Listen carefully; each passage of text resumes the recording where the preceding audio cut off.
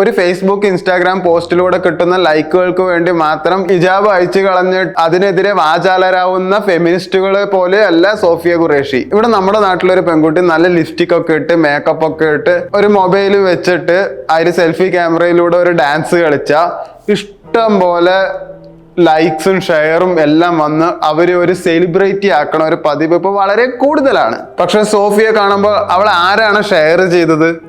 അവളുടെ യഥാർത്ഥ പോരാട്ടം ആരാണ് കണ്ടത്? ഫേസ്ബുക്കിൽ ലിംഗസമത്വം തേടുന്നവരെ ആരും തന്നെ സോഫിയ ഖുറേഷിയെ സെലിബ്രേറ്റ് ചെയ്തത് പോലുമില്ല, അനുമോദിക്കുകയും കൂടി ചെയ്തിട്ടില്ല. സോഫിയ ഖുറേഷി യുദ്ധഭൂമിയിൽ ആർമി ബ്രിഗേഡിയർ ആയിട്ട് ജീവിക്കുന്നു, ഇന്ത്യക്ക് വേണ്ടി പോരാടുന്നു. നമ്മുടെ ഇവിടുത്തെ ഫേമസ് ഫെമിനിസ്റ്റുകൾ അപ്പാവികളുടെ നേരെ കേസ് കൊടുക്കുന്നു, കമന്റ് ബോക്സിൽ നിന്ന് പോരാടുന്നു. സോഫിയ ഖുറേഷിയെ പോലെയുള്ള സ്ത്രീകളെയാണ് നമ്മൾ ആദരിക്കേണ്ടതും അങ്ങനെയുള്ള ഒരു സ്ത്രീ ഉണ്ട് എന്നുള്ള രീതിയിൽ വേണം നമ്മൾ ഇന്ത്യ അഭിമാനിക്കാൻ വേണ്ടിയിട്ട്. അല്ലാണ്ട് PR വർക്കിന് വേണ്ടിയിട്ട് മാത്രം ഫെമിനിസ്റ്റുകളായിട്ട് അവരുടെ പേരും പ്രശസ്തിയും കൂട്ടിയവരെ എല്ലാം നമ്മൾ ആദരിക്കേണ്ടതും അഭിമാനിക്കേണ്ടതും. ഞാൻ പറഞ്ഞു വന്ന വിഷയം മാറിപ്പോയി. ഈ കമന്റ് ഇട്ടത് ആക്ച്വലി ഫേമസ് ആയിട്ടുള്ള ഒരു ഫെമിനിസ്റ്റ് ആണ്. അവരുടെ മനസ്സിൽ ഒരു ജാതി ചിന്ത ഉള്ളതും കൊണ്ടാണ് അവരെ ആ കമന്റ് ഇടാൻ പ്രേരിപ്പിച്ചത്.